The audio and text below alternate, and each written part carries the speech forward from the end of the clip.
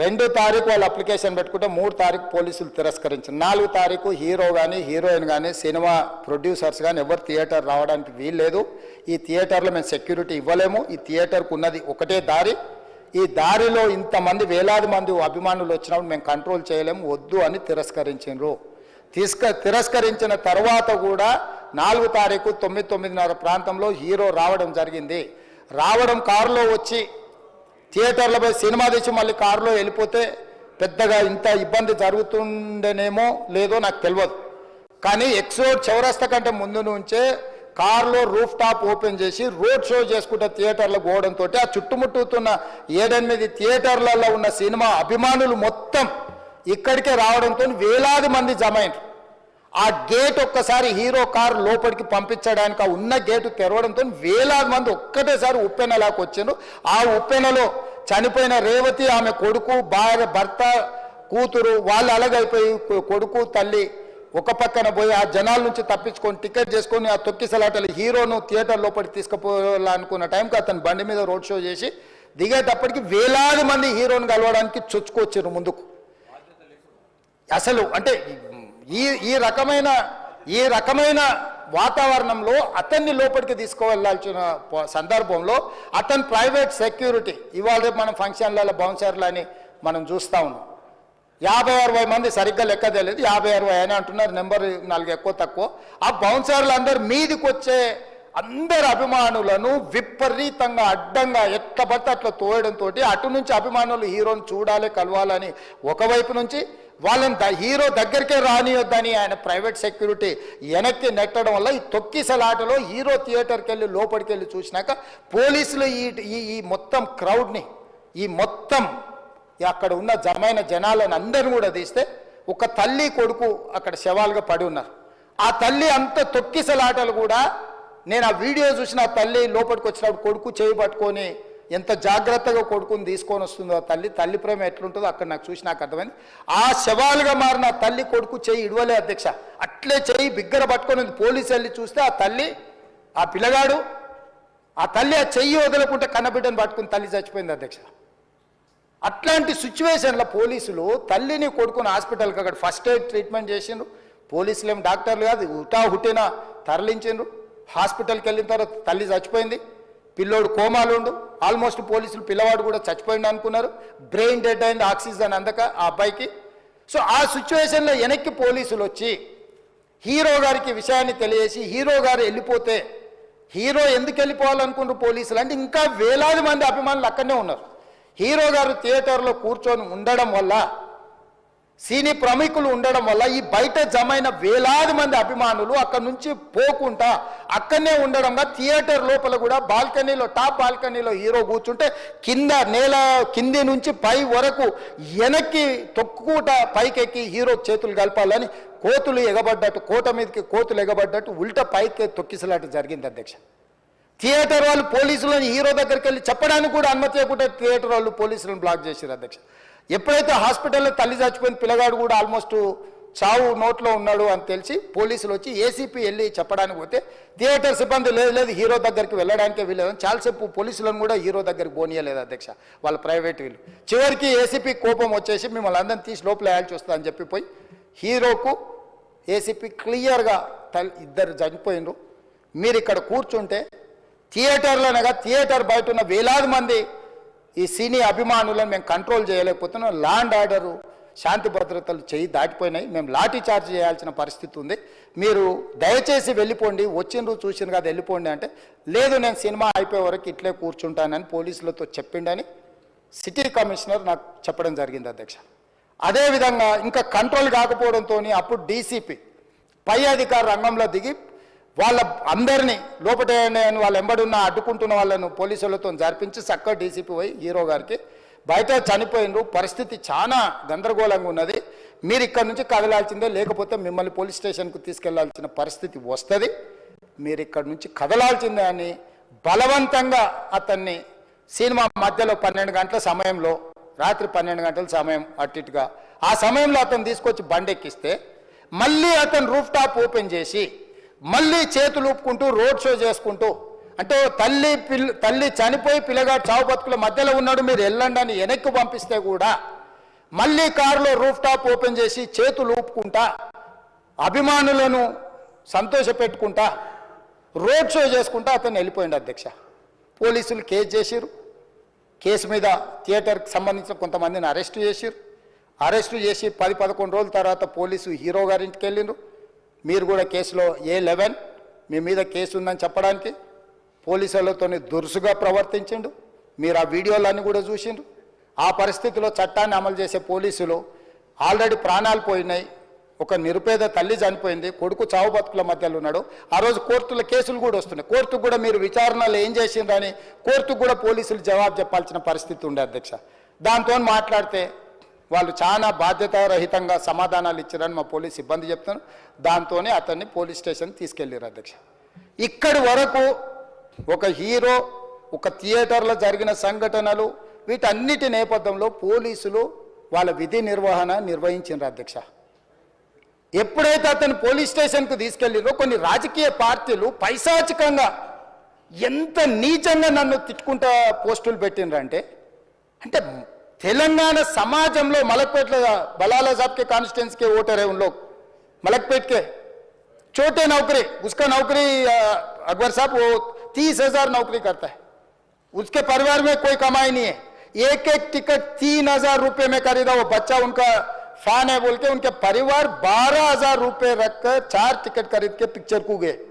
30,000 महीने को कमाने वाले నెలకు 30,000 జీతంతో పనిచేసి ఒక ప్రైవేటు చిన్న దాంట్లో ఉద్యోగం చేసుకునే తండ్రి తన కొడుకు ఆయన అభిమానాన్ని కుటుంబము 12,000 రూపాయలు 3,000కు ఒక టికెట్ 12,000 రూపాయలు పెట్టి సినిమా థియేటర్కి వెళ్తే థియేటర్లో చనిపోతే చనిపోయిన 11వ రోజు వరకు వీళ్ళు ఎవరు హీరో కానీ ప్రొడ్యూసర్ కానీ ఎవరు కానీ ఆ కుటుంబాన్ని చనిపోయిన కుటుంబాన్ని కానీ హాస్పిటల్లో చావు బతుకుల మధ్యలో ఉన్న పిల్లవాడిని పరామర్శించడానికి కూడా పోలేదు అధ్యక్ష. ఇది ఏ రకమైన మానవత్వం అధ్యక్ష? నాకు అర్థం కాలే. ఇలాంటి మానవత్వం లేకుండా వ్యవహరించిన వాళ్ళను పోలీసులు విధి నిర్వహణలో భాగంగా పోలీస్ స్టేషన్కు తీసుకెళ్తే ఒక ఆయన ట్విట్టర్లో పెడతాడు అడ్డగోలుగా 10 ఏళ్ళు మంత్రి చేసి ఉద్యమాలు చేసినామని చెప్పుకునేటోళ్ళు, ఉద్యమాల సమయంలో సినిమా షూటింగ్లో జరగొద్దని దాడులు చేసిన వ్యక్తులు ఇవాళ అతను భగవత్ స్వరూపుడు. అసలు అతన్ని పోలీసులు ముట్టుకుంటారా? అసలు ఈ రాష్ట్రం ఏమైపోతుంది? ఈ రాష్ట్రం ఉంటుందా? ఈ రకంగా రాజకీయ పార్టీలు అధ్యక్ష, రాజకీయ పార్టీలు ప్రజాప్రతినిధులుగా చనిపోయిన ప్రాణాల విలువ లేకుండా చావుకు కారణమైన ప్రత్యక్షంగా పరోక్షంగా అయిన వాళ్ళని పోలీస్ స్టేషన్కు విచారించడానికి పిలిస్తే కూడా అది కూడా తప్పుపట్టి ప్రభుత్వాన్ని బద్నాం చేయాలి, ముఖ్యమంత్రిని తిట్టాలని ఎంత నీచమైన భాష వాడిన అధ్యక్ష. యూట్యూబ్లలో మీరు చూడండి. నాకేముంటుంది అధ్యక్ష? ఏంది ఆ సినిమాకు స్పెషల్ రిలాక్సేషన్స్ ఇచ్చి ఇవాళ సినిమా ఏదైతే వ్యాపారం చేసిందో సినీ పరిశ్రమను ప్రోత్సహించాలని మొదటి వారం అత్యధికంగా సినిమా ధరలతో టికెట్లు అమ్ముకోవడానికి, స్పెషల్ షోలు వేసుకోవడానికి, బెనిఫిట్ షోలు వేసుకోవడానికి ప్రత్యేకమైన అనుమతులు ఇచ్చింది నా ప్రభుత్వమే కదా, మా ప్రభుత్వమే అధ్యక్ష. సినీ పరిశ్రమను ప్రోత్సహించాలనే మా విధానం. ప్రోత్సహించే క్రమంలో తెలంగాణ ప్రజల ప్రాణాలను తీసుకోమనే, ప్రాణాలు తీసుకుంటే కూడా వాళ్ళని ఏమనొద్దానంటే మీరు లా చేయండి అధ్యక్ష. మరి స్టేట్కు లా అథారిటీ ఉందో లేదో నాకు తెలియదు, కానీ star, film star, super stars or political stars is having some special privilege. If they murdered anyone also we need not to prosecute or otherwise we need not to book any case against these personalities అని మనం మీరు చట్టం చేస్తా అంటే సినీ ప్రముఖులకు కానీ రాజకీయ ప్రముఖులకు కానీ స్టార్లని ఫీల్ అయ్యే వాళ్ళ పట్ల ప్రత్యేకమైన చట్టం ఉంటుంది. వాళ్ళ మీద కేసులు పెట్టొద్దని మీరు ఏమైనా చట్టం చేస్తే ఆ చట్టం అమలు చేస్తాం అధ్యక్ష. ఈ రోజున్న డాక్టర్ బాబాసాహెబ్ అంబేద్కర్ ఇచ్చిన చట్టం ప్రకారము దీనికి కారణమైన వాళ్ళను ప్రత్యక్షంగా పరోక్షంగా కారణమైన వాళ్ళందరి మీద కేసులు కట్టి పోలీసులు విచారణ చేయాల్సిందే, బాధితులను శిక్షించాల్సిందే అధ్యక్ష. సో ఈరోజు ఆ కుటుంబాన్ని ఆదుకోవడానికి ఈరోజు కూడా ఆర్థికపరమైన విషయాల్లో కానీ దీంట్లో కానీ వాళ్ళు ఎవరు పెద్దగా ఆసక్తి, కనీసం సినిమా వాళ్ళు ఒక్కరోజు అతను పొయ్యి వస్తే సినీ ప్రముఖులందరూ అతని ఇంటికి వెళ్ళి అతనికి మొత్తం ఏదో కాళ్ళు చేతులు యాక్సిడెంట్లో పోయినట్టు కన్నీళ్లు గారుస్తారు. ఈ సినీ ప్రముఖులు ఒక్కరైనా హాస్పిటల్కి పోయినరా అధ్యక్ష? నేను సూటిగా తమ ద్వారా సినీ ప్రముఖులను నేను అడుగుతున్నా అధ్యక్ష. తల్లి చనిపోయి 9 సంవత్సరాల పిల్లగాడు బ్రెయిన్ డెడ్ అయ్యి ఆక్సిజన్ అందక 20 రోజుల నుంచి హాస్పిటల్లో కోమాలో ఉంటే ఈ సినీ ప్రముఖులు ఒక్క రోజు కోసం పోలీస్ స్టేషన్ పోయిన ఇంటికాడ క్యూ కట్టి ప్రభుత్వాన్ని తిడుతుండ్రు, నన్ను తిడుతురు, అతన్ని పరామర్శిస్తున్నారు. ఏమైంది అధ్యక్ష? అతను కాలు పోయిందా, కన్ను పోయిందా, చేయి పోయిందా, ఏమైనా కిడ్నీలు దెబ్బతిన్నా, ఏమైంది? అతన్ని ఇంతమంది సినీ ప్రముఖులు పరామర్శించారు, కలిసిండ్రు, అభినందించారు. కానీ ఆ పిల్లగాన్ని కనీసమన్నా పరామర్శించడానికి సినీ ప్రముఖులు ముందుకు రాలేదంటే సినిమా ఇండస్ట్రీలో ఉన్న ప్రముఖులు ఏం ఆలోచన చేస్తుండ్రో, ఏం కోరుకుంటుండ్రో నాకైతే తెలియదు. ఇర్రెస్పాన్సిబుల్ గా గత 20-30 ఏళ్ళుగా నేను అదే థియేటర్కి వెళ్తున్నాను. ఓల్డ్ సినిమాలకి వెళ్ళాను నేను అదే థియేటర్కి. నా సినిమాలు కాకుండా బయట సినిమాలకి వెళ్ళా. ఎప్పుడు ఇలాంటి యాక్సిడెంట్ అవ్వలేదు. అండ్ నేనేదో ఇర్రెస్పాన్సిబుల్ గా థియేటర్కి వెళ్ళిపోయాను, పర్మిషన్ లేకుండా వెళ్ళిపోయాను అనేది అబ్సల్యూట్లీ ఫాల్స్ ఇన్ఫర్మేషన్. అలాంటిది ఏమీ లేదు. థియేటర్ వాళ్ళు పర్మిషన్ సార్ట్అవుట్ చేసుకున్నారని చెప్పి మేము అక్కడికి వెళ్ళాము. అక్కడికి వెళ్తే పోలీసులే క్లియర్ చేస్తున్నారు అక్కడ. So it is understood that everything is sorted. నేను వాళ్ళ డైరెక్షన్లోనే వెళ్తున్నాను. అండ్ ఏంటి వాళ్ళ ఒకవేళ నిజంగా పర్మిషన్ లేకపోయి ఉంటే చాలాసార్లు వాళ్ళు చెప్తారు, సార్ మీకు పర్మిషన్ లేదంటే మేము రెండట్లు వెళ్ళిపోతాం. వాళ్ళే క్లియర్ చేసి ముందుకు రమ్మంటూ ఉంటే పర్మిషన్ ఉందనుకునే కదా మేము ముందుకు వెళ్తూ ఉంటాం in that flow of things. So నేను ఆ మైండ్ స్పేస్లోనే ఉన్నాను. అండ్ మెయిన్ నేను చెప్పాల్సింది ఏంటంటే అసలు ఇక్కడ this a false allegation that there is a road show, ఏంటిది ప్రొసెషన్. అసలు ప్రొసెషన్ కాదు, రోడ్ షో కాదు, ఏమీ కాదు. జస్ట్ థియేటర్ ఇక్కడ ఉన్నాను, అక్కడ theatre just couple of metres away, couple of yards away from the theatre. అది అసలు రోడ్ షో కాదు, ఏమీ కాదు. కార్ అలా వెళ్తూ ఆగిపోయింది. ఒక పాయింట్ అవుతుంది ఎంత జనం కూడిపోతారంటే అండి, మీరు కనపడితే కానీ జనం వెళ్ళరు. బౌన్సర్లు కానీ ఎవరన్నా పోలీస్ కానీ అందరూ అడుగుతారు, సార్ మీరు ఒక్కసారి వేవ్ చేసాను సార్ వాళ్ళు వెళ్ళిపోతారంటే మేము మామూలుగా ఎప్పుడు బయటకు వచ్చి అందరికి వేవ్ చేస్తాం. అది నేనే కాదు, ఎనీ లీడర్, ఎనీ సెలబ్రిటీ ఎవరైనా అడగండి, మనం వేవ్ చేస్తేనే వాళ్ళందరూ జరుగుతారు. ఓకే చూసాం, సాటిస్ఫాక్షన్ ఉంటుంది, అప్పుడు దే స్టార్ట్ మూవింగ్ అవే. ఆ దీని మీద చేశాను. And is also respect. ఇంత వేల మంది చూస్తానికి వచ్చినప్పుడు నేను నా కార్ లోపల, టింటెడ్ కార్ లోపల దాక్కుని కూర్చుని ఉన్నా. బట్ అంతమంది అంతంతమంది వచ్చినప్పుడు వాళ్ళకి ఏం కావాలి? హీరోది ఒక గ్లిమ్స్ కావాలి అంతే. అది కూడా ఇవ్వకపోతే నేను ఎంత యారగెంట్ కింద ఉంటుంది. ఇంతమంది ప్రేమ చూపిస్తే నేను కాలు కూర్చున్నారులే అనుకుంటాను నేను. అరే నేను బయటకు వచ్చి ఒక్కసారి వాళ్ళందరికీ థ్యాంక్ యూ ప్లీజ్ పదండి ఇలా అంటుంటా. మీరు చూడండి నా జస్టిస్ అని చూడండి. ఇలాంటే ఇలా పదండి నేను చెప్తేనే వాళ్ళు వెళ్తారు. అది పోలీసులు కానీ బౌన్సర్ కానీ అందరూ, మేనేజ్మెంట్ అందరూ అడుగుతారు, సార్ మీరు చెప్తేనే వింటారు, ఒక్కసారి మీరు చెప్పండి అంటే మేము వచ్చి బయటకు వచ్చి ఇలా వేవ్ చేసి ఇలా అంటే వాళ్ళందరూ జరుగుతుంటారు. That is how we went into the theatre. And థియేటర్కి వెళ్ళిన తర్వాత what I wanted to say is that there's a misinterpretation అనుకోండి, misinformation అనుకోండి, false information అనుకోండి, ఏమనుకోండి. It is no road show, it is no procession. Just థియేటర్కి వెళ్తుంటే జనాలు ఎక్కువ బయటకు వస్తే జస్ట్ అలా వేవ్ చేసి మళ్ళీ లోపలికి వెళ్ళిపోయి మళ్ళీ థియేటర్ లోపలికి వెళ్ళిపోయాం. అండ్ థియేటర్ లోపల మీ సినిమా చూసిన కొంచెం సేపటికి, సార్ నా వర్క్ అసలు ఏ పోలీసు కానీ ఎవ్వరూ నాకు వర్క్ అసలు నన్ను కలవలేదు, నాతో ఏం చెప్పలేదు. నాకు చెప్పిందల్లా అది పైగా మా మేనేజ్మెంట్ సైడ్ నుంచి వాళ్ళు మా వాళ్ళు వచ్చి చెప్పింది ఏంటంటే, సార్ బయట ఓవర్ క్రౌడ్ అవుతుంది, మీరు దయచేసి వెళ్ళిపోండి అని చెప్పారు. వాళ్ళ పోలీసు వాళ్ళందరూ బయట చాలా మందికి ప్రాబ్లం అవుతుంది, సార్ ఓవర్ క్రౌడ్ అవుతుంది, మీరు వెళ్ళిపోండి అంటే నేను వెళ్ళిపోయా. సినిమా స్టార్ట్ అయిన కొంచెంసేపు నేను వెళ్ళిపోయా. నేను మా వైఫ్ అందరూ మేము బయటకు వచ్చాము అంతే. నాకు అసలు ఆ తర్వాత నెక్స్ట్ డే నాకు తెలిసింది, ఒక లేడీ ఇలా ఉందంట, కళ్ళు తిరిగి పడిపోయిందంట, ఆ తర్వాత ఆవిడ పాపం చనిపోయిందంట, ఇలా కిడ్ ఉన్నాడు అంటే నేను షాక్లో గురయ్యా. అంటే నాకు తెలియదు అసలు, నెక్స్ట్ డే వరకు నాకు అసలు తెలియదు. I had no idea. ఎందుకంటే నేను నా పిల్లోనే పక్కన పెట్టుకున్నా, నా వైఫ్, నా కొడుకు, నా కూతురు థియేటర్లోనే ఉన్నారు. నాకు తెలియదు. నిజంగా అలా జరుగుండుంటే, నాకు తెలిసి ఉంటే నేను వాళ్ళు తీసుకుని వెళ్ళిపోతాను కదా, మినిమం కదా, ఎవరైనా వాళ్ళ పిల్లలు వాళ్ళు తీసుకుని వెళ్ళిపోతారు కదా. నాకు తెలియని కూడా తెలియదు. సరే పిల్లలు వాళ్ళు చూసుకుంటారు, మనం వెళ్ళిపోతే క్రౌడ్ క్లియర్ అయిపోతే, ప్రాబ్లమ్ సాల్వ్ అయిపోతే నేను వదిలేసి వెళ్ళిపోయా. అలాంటిది నాకు తెలిసి కూడా నేను సినిమా చూస్తూ ఉన్నాను, ఇలాంటి ఫాల్స్ అలిగేషన్స్ వస్తే చాలా బాధ వేస్తుంది. పిల్లలు ఉన్నారు సార్, పిల్లలు వదిలేసి వెళ్ళిపోతాను నేను. నాకు నా పిల్లలంటే ఎంత విషయం తెలుసు, ఎవరైనా ఉంటారు కదా, తీసుకుని వెళ్ళిపోతారు కదా. అలాంటి నాకు క్లూ కూడా లేదు. నేను ఇంటికి వెళ్ళిపోయిన తర్వాత నేను వెళ్ళిపోయిన నెక్స్ట్ డే నాకు మార్నింగ్ తెలిసి చనిపోయారంటే షాక్ అయ్యాను నేను. షాక్ ఇమీడియట్గా నేను బాస్కి ఫోన్ చేశాను, మా బన్నీ బాస్కి ఫోన్ చేసి, బాస్ ఇమీడియట్గా హాస్పిటల్కి వెళ్ళి వాళ్ళ కలు నేను వస్తానంటే, సార్ నేను మొత్తం అక్కడ వెళ్ళి చెక్ చేసి వస్తాను, వాళ్ళందరూ ఎమోషనల్గా ఎలా ఉన్నారు ఏంటో మనం ఫస్ట్ చెక్ చేసుకున్న తర్వాత మీరు దిగాలి, ఒక నిమిషం ఆగండి సార్. వెళ్ళిపోయిన తర్వాత వాసు నేను వస్తానంటే, సార్ మీరు రావద్దు ప్లీజ్, దయచేసి మీరు హాస్పిటల్ రావద్దు, ఇక్కడ గందరగోళం అయిపోతుంది, నేను నైట్ మీరు థియేటర్కి వెళ్ళారు, ఇష్యూ అయింది, చాలా ప్రాబ్లం అయింది, ఇప్పుడు మీరు హాస్పిటల్కి వచ్చి మళ్ళీ ప్రాబ్లం అయితే మాత్రం సార్ చాలా ప్రాబ్లం అవుతుంది సార్, నేనే వాళ్ళని కొంచెం వాళ్ళ రిచువల్స్ అన్నీ అయిపోయిన తర్వాత మీ దగ్గర తీసుకొస్తానని చెప్పాడు. ఓకే అని వెయిట్ చేసేసరికి ఇమీడియట్గా ఏం చెప్పారు, సార్ ఏమనుకోవద్దు, వాళ్ళు మీ మీద కేసు ఫైల్ చేశారు. ఇప్పుడు మీరు వాళ్ళు కలవడానికి లేదంటే నేను మా లీగల్ టీం అదేం పర్లేదు అసలు నేను వచ్చేస్తాను. నేను కొంచెం మూర్ఖంగా మాట్లాడుతుంటే సార్ మా లీగల్ టీం చాలా స్ట్రిక్ట్గా చెప్పింది, sir they file the case on you, మీరు ఇప్పుడు వెళ్తే legally it is not right thing to do, please don't go అని చెప్తే అప్పుడు ఆగాల్సి వచ్చింది.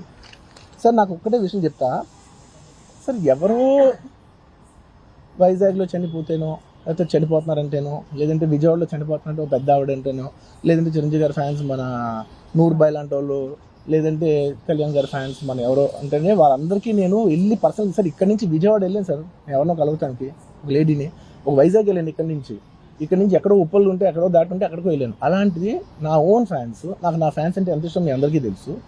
అలాంటి నా ఓన్ ఫ్యాన్స్ నా ఓన్ థియేటర్లో నేను ఉన్న ప్రెమిసెస్లో అలా జరిగిందంటే నేను వెళ్ళి కలవనాలని, వాళ్ళు కలవాలి నాకు ఉండదా? అది మినిమం కదా. అసలు ఎవడైనా వెళ్ళి కలుస్తుంది, ఎందుకు కలవను నేను కలవపోవడానికి ఓన్లీ రీజన్ ఏంటంటే I'm legally I'm tired, I can't go. అంత మాత్రం నేను స్పందించలేదు అని అనడానికి కూడా లేదు.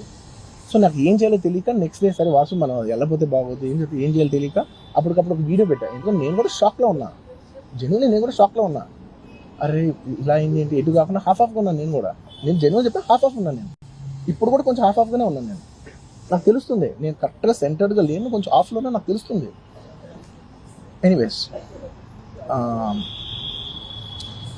నెక్స్ట్ నేను ఒక వీడియో పెట్టా, సరే to at least show that I'm there. It's not even about the money, it's not about the money. అంటే it is just money is just justice to show that I'm willing to do something అని చెప్పడం కోసం. ఆ తర్వాత నేను ఏం చేయొచ్చు ఆ తర్వాత మేము అన్ని సెలబ్రేషన్స్ క్యాన్సిల్ చేస్తాం. వద్దు అసలు వాళ్ళకి అలా ఉంటే మనం ఎలా సెలబ్రేట్ చేస్తాం, మొత్తం అన్ని క్యాన్సిల్. పెద్ద పెద్ద ఫంక్షన్స్ అక్కడ కర్ణాటకలో అక్కడ ఇక్కడ పెద్ద పెద్దగా చేద్దాం అనుకున్నాం.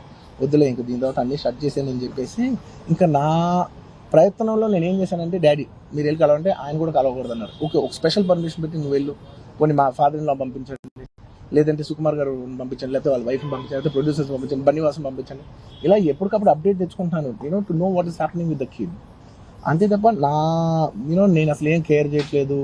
ఇలా కొన్ని ఫాల్స్ ఎలిగేషన్స్, క్యారెక్టర్ అసాసినేషన్ మాటలు వచ్చినప్పుడు మాత్రం చాలా బాగా వేస్తాను. నేను ఎన్నైనా తీసుకోగలను, నన్ను నమ్మండి, మీ అందరూ తెలుసు ఐఎమ్ స్ట్రాంగ్ పర్సన్, నేను చాలా ఫేస్ చేస్తాను, నేను తీసుకోగలను, నేను తట్టుకోగలను. కానీ ఇలాంటి అన్నప్పుడు మాత్రం ఇంత లో పాయింట్లో ఇట్స్ జెన్యున్లీ లో పాయింట్, నాకు జెన్యున్లీ ఇట్స్ అ లో పాయింట్.